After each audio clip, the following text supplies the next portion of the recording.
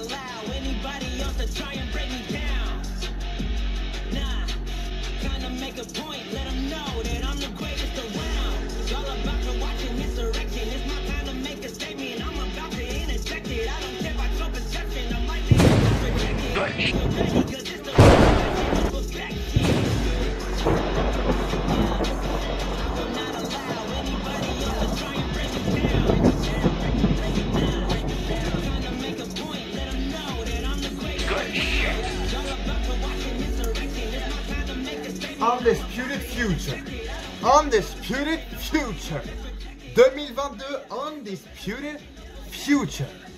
Merci Sean Spears pour cette incroyable intro musique.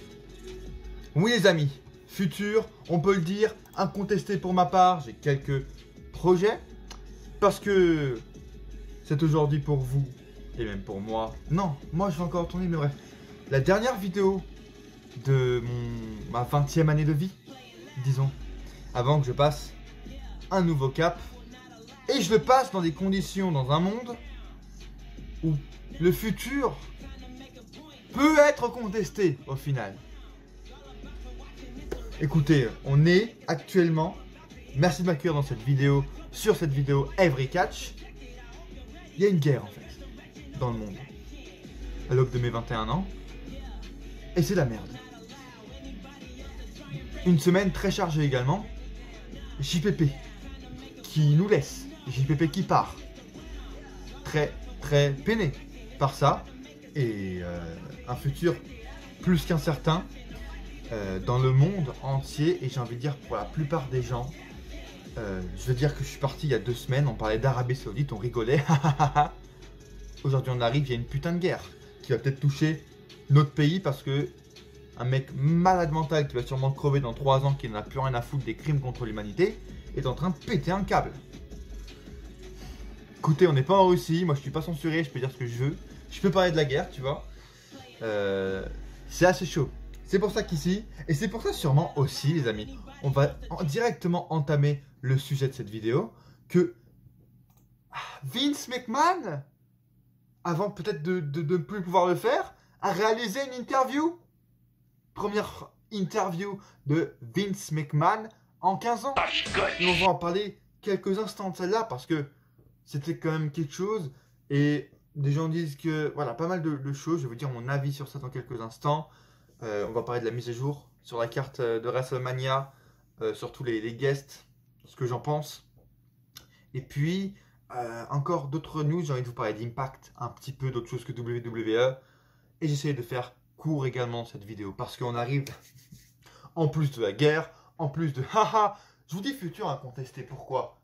Parce que les amis, on arrive vers la road to WrestleMania. Vous savez ce que ça veut dire sur cette chaîne? Ça veut dire que pour ma personne actuellement, il n'y a plus de vie qui va compter. Là, c'est le premier week-end jusqu'au WrestleMania où je ne pourrai littéralement plus vivre parce que ça va être montage sur montage sur montage sur montage vidéo, sur tournage, sur penser aux vidéos et tout ça. À côté, j'ai mes partiels à réaliser qui vont tomber juste post-WrestleMania. Donc, ne vous attendez même pas à une review de WrestleMania. C'est impossible. La deuxième nuit de WrestleMania, ce sera impossible parce que le lendemain où je voudrais la voir, eh ben non, ce sera partiel dans ma gueule. Boom!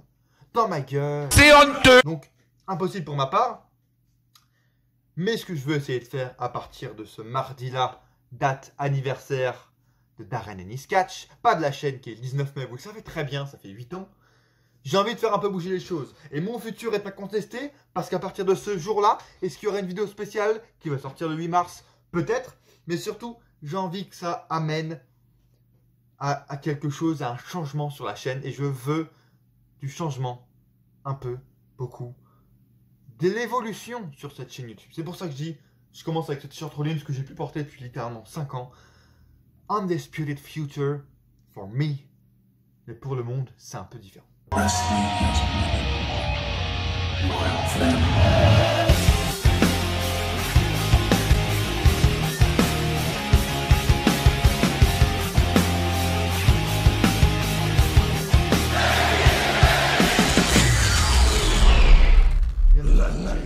YouTube, Darren Ennis Catch.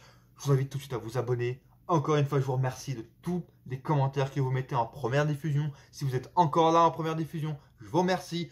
que vous laissez un like parce que c'est important pour la chaîne. Vous savez très bien que c'est le seul moyen de faire évoluer la chaîne. Je vous remercie de me rejoindre également sur ces réseaux qui apparaissent ici. On les fait flotter. Non, je vais pas les faire flotter parce que c'est littéralement trop chiant. Parce que ça aussi, retour à WrestleMania, je ne dis plus pourquoi. Parce que j'ai un ordi qui rame extrêmement fort. Voilà, ça fait des années que je le dis, mais sans cet ordi, ou alors il marcherait bien mieux, tu vois. J'en chierais pas autant. Mais là, mon pote, c'est compliqué de faire des vidéos dans ces conditions. Bref. Soutenez la chaîne en vous abonnant à cette chaîne YouTube, en commentant, même pour le référencement, et puis en commentant sur ce que vous pensez de ce que je vais parler maintenant, l'interview de Vince McMahon, Impact, peut-être les titres également mineurs. Je pense que vous avez un avis là-dessus, et j'ai envie de l'entendre dans les commentaires, et liker cette vidéo, et rejoignez-moi sur les réseaux. Encore une fois, TikTok, j'essaie de penser justement en ce moment à des projets qui pourraient sortir. Je vais essayer d'abord de vous sortir l'intro du Rumble en petite partie, qui va sûrement sortir en petite partie parce que j'ai pas envie d'avoir fait ce travail-là que j'ai fait sur l'intro pour rien, qui a demandé beaucoup de temps quand même. Si c'est pareil également pour l'intro de WrestleMania, je vous le dirai. Si je peux pas la sortir sur YouTube, si j'ai pas le temps de la finir, je vous dis que je vais la sortir en petite partie sur TikTok ou Insta ou les Reels, tu vois. Je pense que je vais commencer à m'en sortir comme ça parce que les intros, j'aime bien les faire. Ça résume un peu, même si je critique dans mes vidéos, etc. Ça résume en fait l'état dans lequel je vais suivre le pay-per-view dont je parle, réalité, tu vois. Ça veut dire que je vais quand même être hypé, qu'il faut quand même, voilà, ça reste du catch et tout. Ou si je suis déçu, bah, je l'ai déjà fait, hein, SummerSlam 2018, je crois, vous remontez un peu dans mes intros, où je me fous complètement de la gueule de WWE. Ça peut le faire aussi, tu vois, mais l'intro, c'est un état des faits de ma pensée actuelle de la WWE. Bref, le monde part tellement en couille, est-ce que je voulais que j'en parle? Il y a eu SmackDown cette nuit. Le monde part tellement en couille que cette nuit, et j'ai flippé ma race. Hein. Toute la nuit, je croyais que c'était un vrai truc. Sonya Deville, pour moi, était morte. Vous savez, mon admiration pour Twitter, allez me suivre. Ronda Rousey, Sonya Deville, un match de rêve que je rêve de voir depuis que Ronda est dans et à la WWE. Malheureusement, je pense qu'il a été éclipsé en 3 minutes 30 à SmackDown, je pense.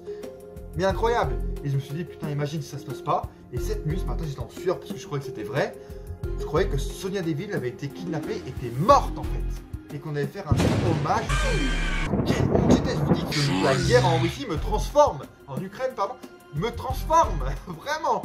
J'ai rêvé que Sonya n'était plus de ce monde, ou alors JPP peut-être qui a joué beaucoup trop de choses qui se passent en une semaine, plus de passe sanitaire, enfin plus de passe vaccinal également, plus de restrictions, plus de 10 et moins de 10, littéralement à cause de ça. Ah, toi, t'es un moins de 10. Tu n'as pas le droit. Ah, toi, t'as un plus de 10. Le petit bobo, allez, viens ici. C'est un peu exactement pareil. Hein. C'est vraiment la sélection des castes. Merci. Au revoir au pass vaccinal, au masque en intérieur. Mon Dieu, on va revoir nos gueules. Vous aussi, vous aviez l'habitude de parler en dessous de vos masques, de faire des petits bruits de bouche en dessous de vos masques. On pourra plus. Ça va être un peu chiant, justement. Mais heureusement, parce que ça commence quand même à faire long. Mais en tout cas, les amis, la guerre en Ukraine, mes partiels, le monde qui part en couille, le gasoil à 2 € dans 2 jours, vous en parlez aussi. Bref, ça n'empêche pas le monde du catch de tourner tout de même. Ça m'empêche pas de faire ma plus belle queue de cheval non plus. Bon, Cody Rhodes. Allez, ça me permet de dire qu'il y aura peut-être avant WrestleMania une vidéo sur Cody Rhodes. Au cas où Cody Rhodes arriverait chez GGS. Mais,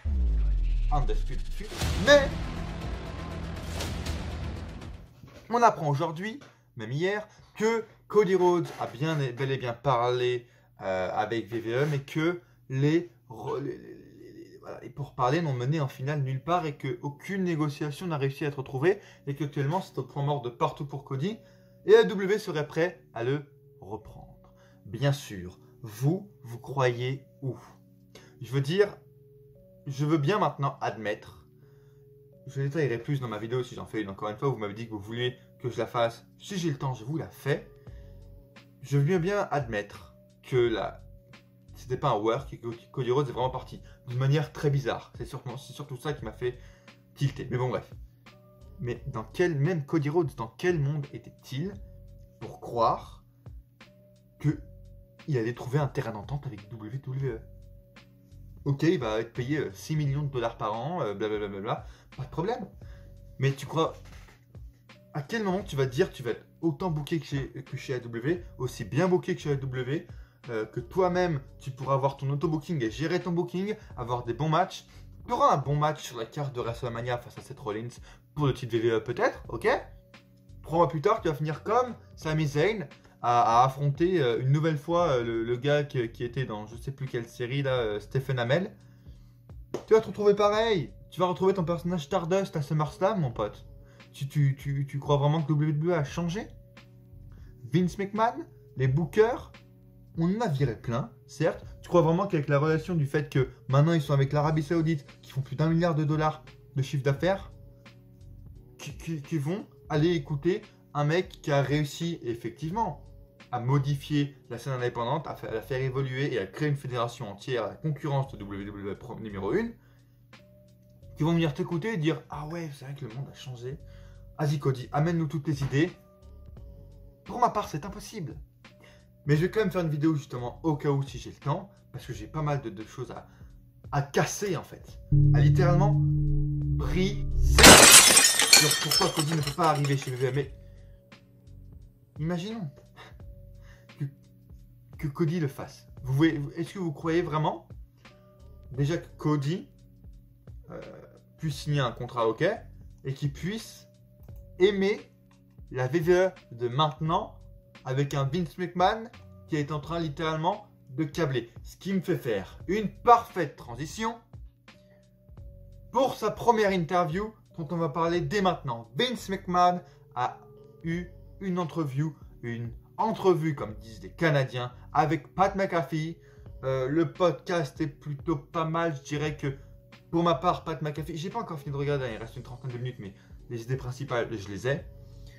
D'ailleurs, si vous parlez honnêtement pas anglais, mais que vous comprenez les sous-titres, allez voir littéralement maintenant cette interview, ne regardez pas les reviews, parce que les sous-titres anglais sont littéralement mot par mot exacts. Donc c'est vraiment hyper agréable. Même moi, quand j'ai la flemme, je regarde les sous-titres, tu vois. Donc si vous comprenez pas l'anglais au niveau phonique, mais au niveau mots, vous comprenez, allez voir cette interview, activez les sous-titres parce que les sous-titres sont vraiment parfaits, il n'y a aucune faute, vraiment.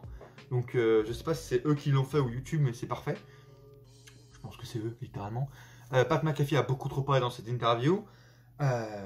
Et puis, on a malheureusement, je pensais d'ailleurs, assez surpris parce que je pensais que cette interview allait juste durer genre 20-25 minutes, qu'elle allait être coupée d'une manière kayfabe pour annoncer que Vince McMahon allait casser la gueule à Pat McAfee à WrestleMania, et puis qu'au final non, ça allait être Austin Theory, tu vois. Au final, il a bien annoncé justement que Pat McAfee aurait un match, et ce soir on a bien su que c'était Austin Theory qui allait affronter. Je suis plutôt pour. On va y revenir dans 3 minutes quand on va parler des guests un peu. Mais elle était pas kayfabe, mais c'est vrai que Vince McMahon est resté dans ses positions, mais surtout cette interview confirme bien qu'on peut continuer en fait à flipper parce que Vince McMahon vit dans 2 mondes différents dans sa tête. Alors, Pat McAfee a rigolé dans son interview en mode il a un peu traité Vince McMahon d'alien, de robot, comme quoi à 76 ans, et c'est quand même respectueux, le gars s'entraîne tous les jours 1h30 jusqu'à 3h du mat. Donc j'aurais vraiment aimé qu'il pose la question, no joke, quand est-ce que tu dors Vince? Vraiment, parce que je comprends pas quand est-ce que dort ce mec.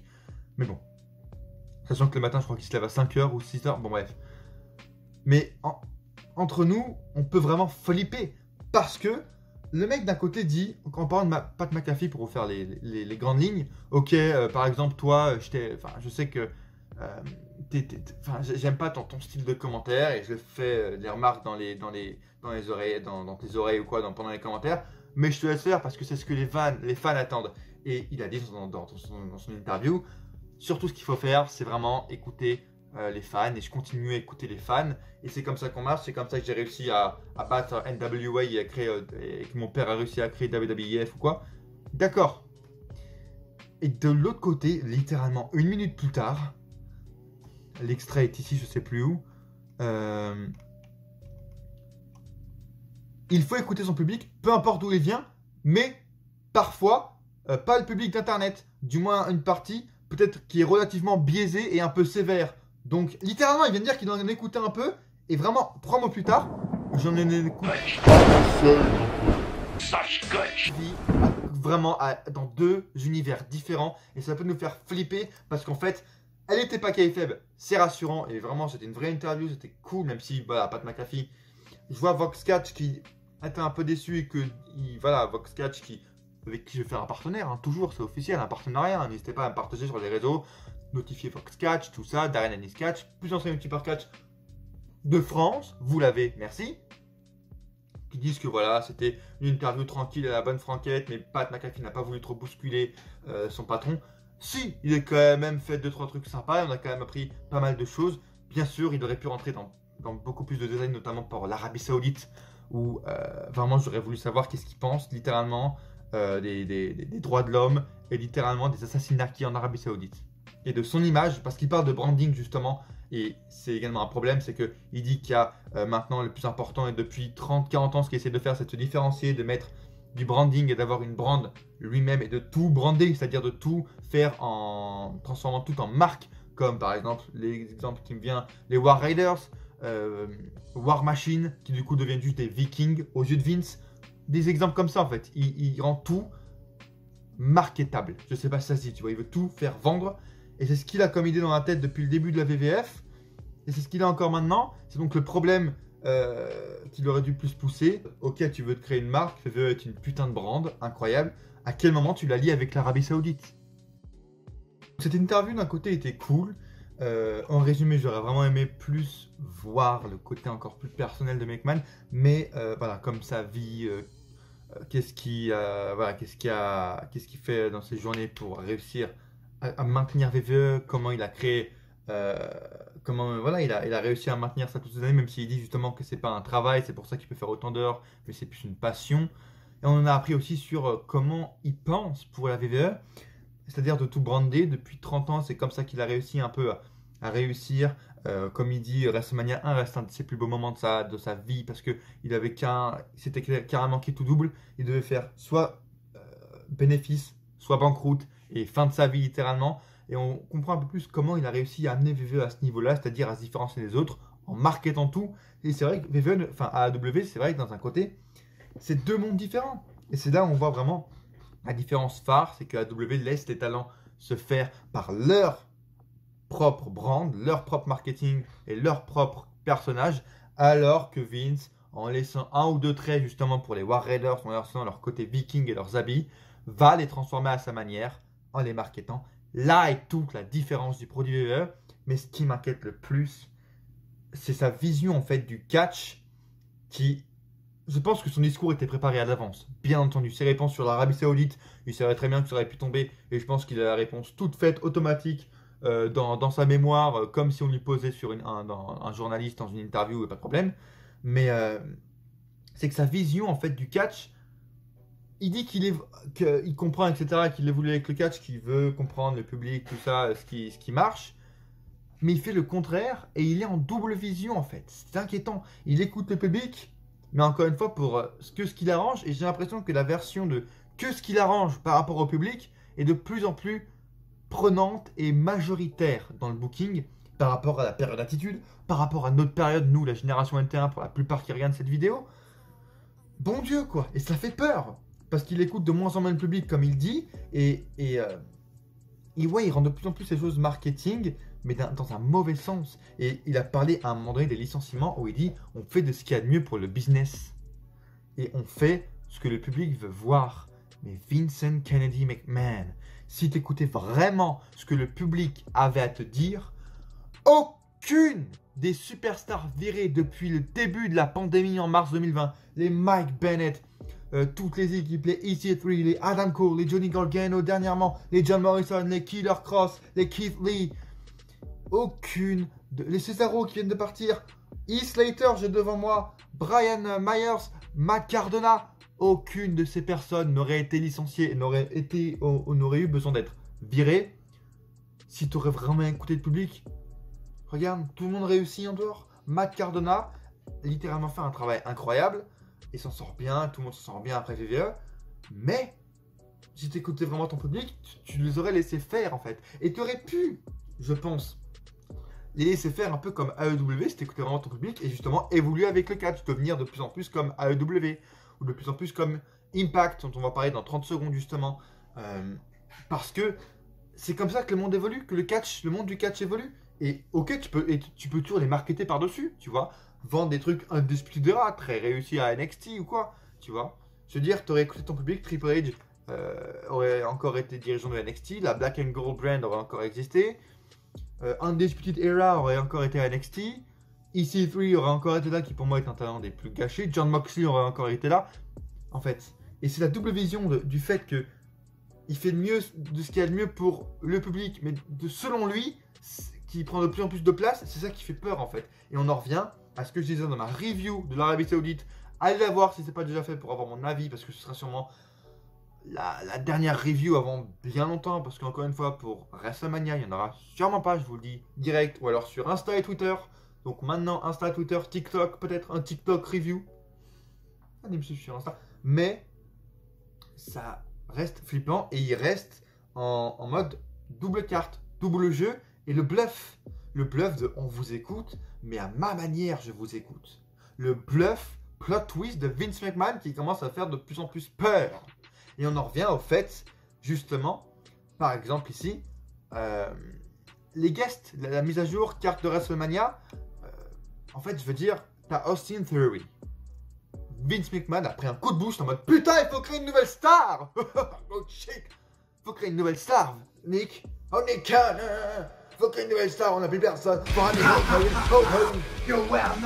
Heureusement que Bruce Pritchard est un peu là pour dire non, non, il n'y a pas besoin de Hulk, on va créer de nouvelles stars. Et Vince a fait oh my god, trouvez-moi un mec qui a vraiment un bon charisme, et musclé, et jeune, et robuste.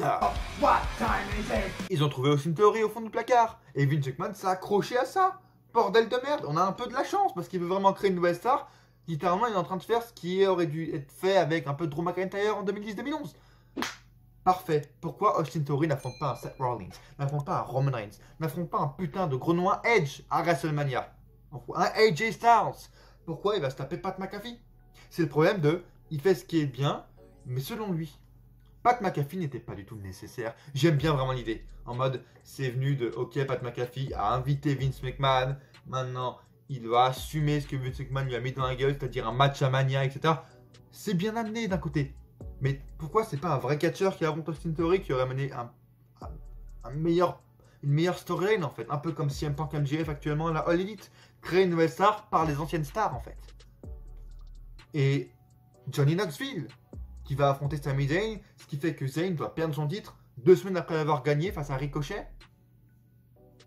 Et encore une fois, ça donne, en fait, tout est mal fait et tout prend un coup à cause de ça. Knoxville est là, donc Sami Zayn perd son titre. Donc voilà, haha, on signe un nouveau contrat, bravo, mais tu vas perdre ton titre et affronter Johnny Knoxville à WrestleMania.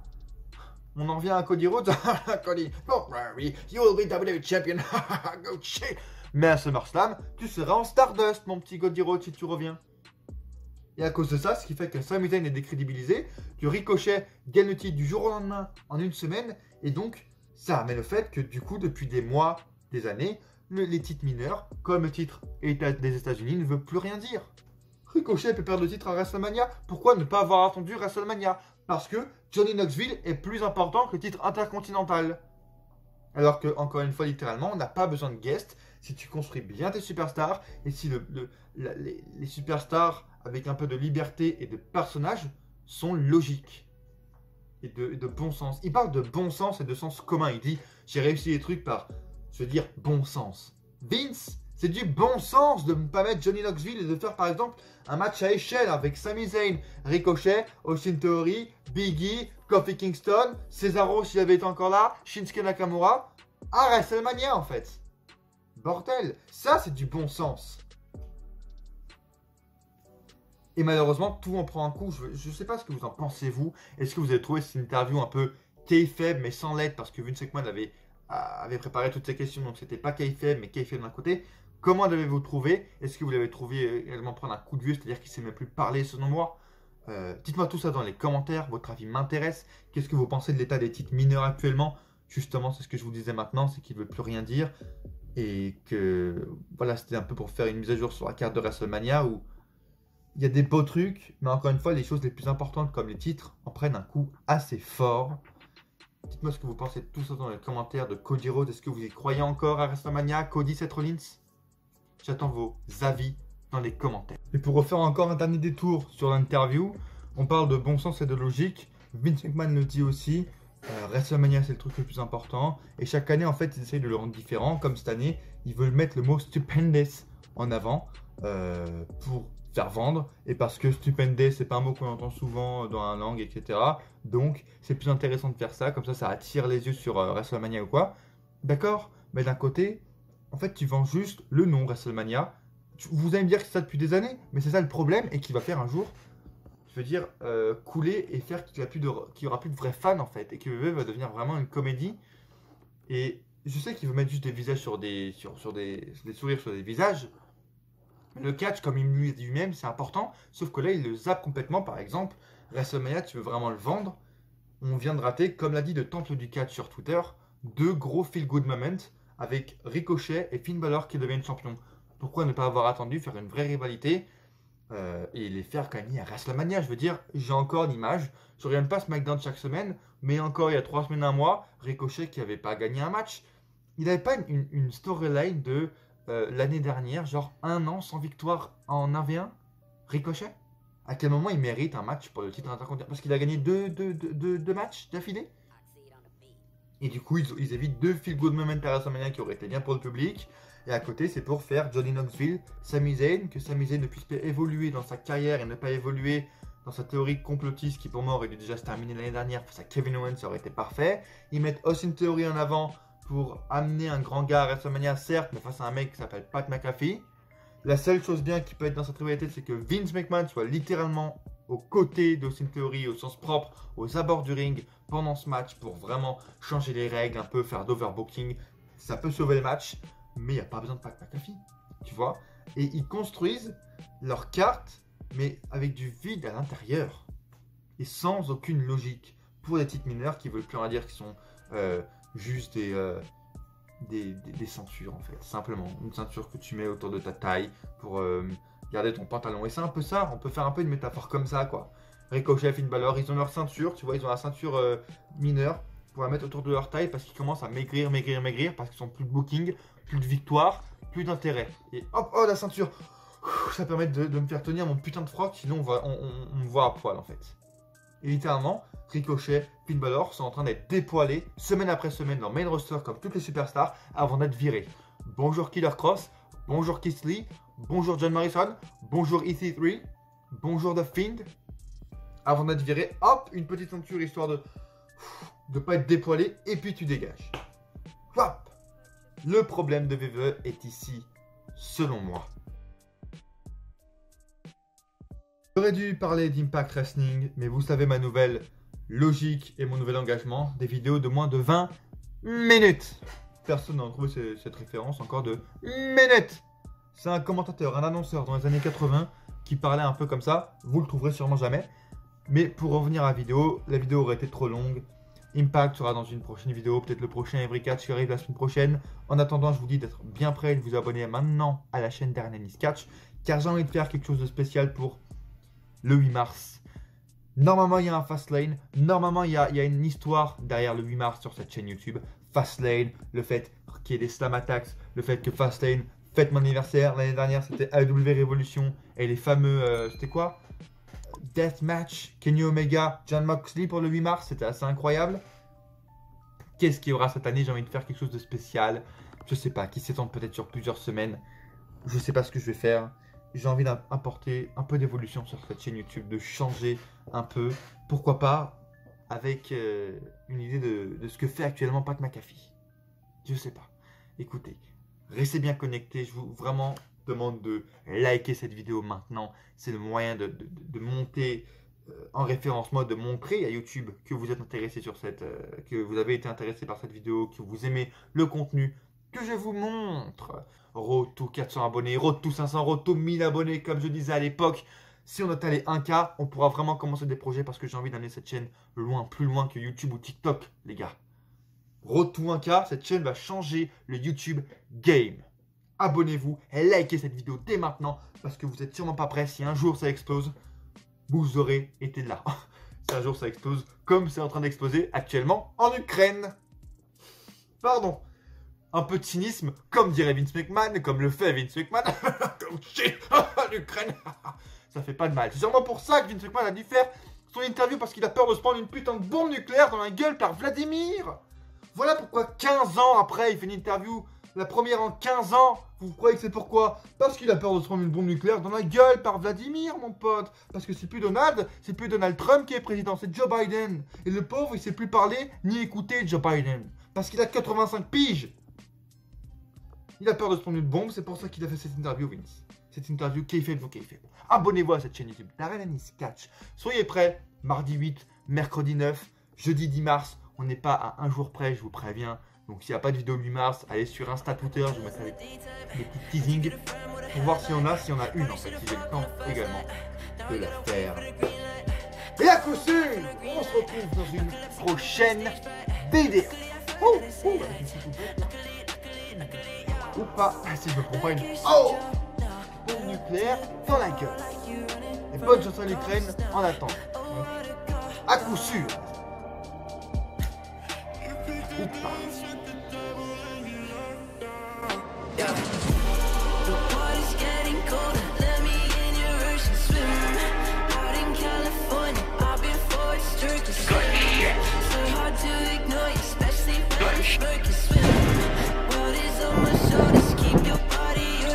I'll see you at WrestleMania, bitch.